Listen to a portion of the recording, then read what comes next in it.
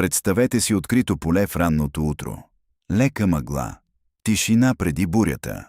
На хълм са разположени 20 000 войници от елита на Наполеон Бонапарт. 6 000 от тях – Старата гвардия.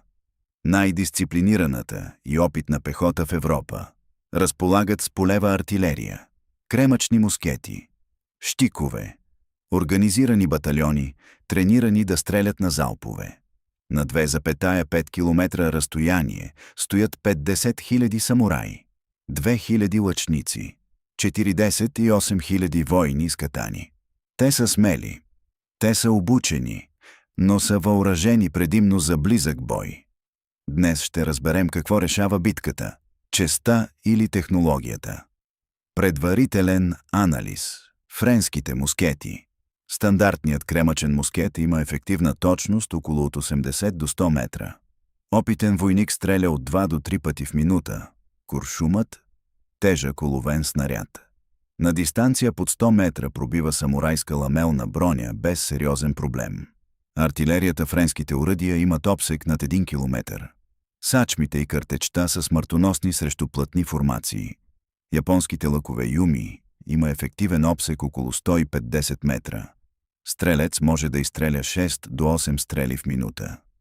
Но срещу артилерия лъкът няма отговор. Битката фаза 1. Походът през ада самураите започват настъпление. Разстоянието 2,5 км. Френската артилерия открива огън, щом целите влизат в обсек. Първите експлозии разкъсват предните редици. Гъстата маса от 50 000 души е лесна мишена. В рамките на първите 15 минути хиляди падат. Но самураите не се разпръскват напълно. Дисциплината им ги държи в движение. След около 40 минути настъпление под постоянен обстрел, загубите вече са ужасяващи. Вероятно между 10 000 и 15 000 души са извън строя. И все пак, над 35 000 продължават напред. Фаза 2. Небето почернява.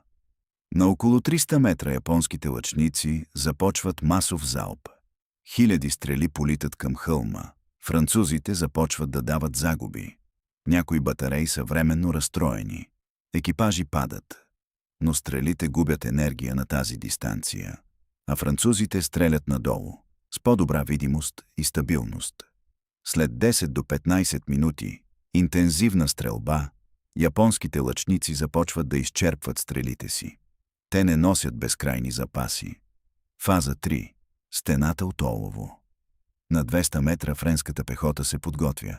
Команди. Дим. Първи залп. Хиляди мускети гърмят почти едновременно.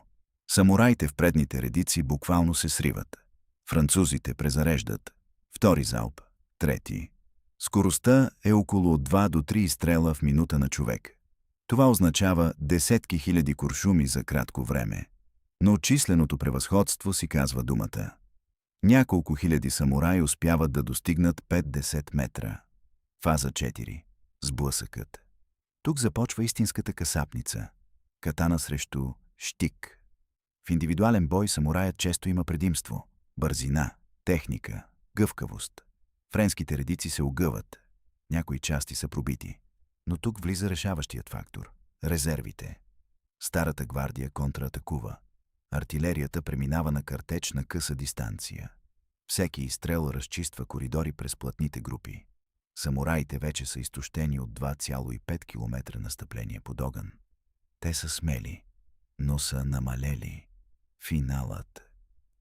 След няколко часа сражение, японската армия е почти унищожена. Оцелелите се изтеглят.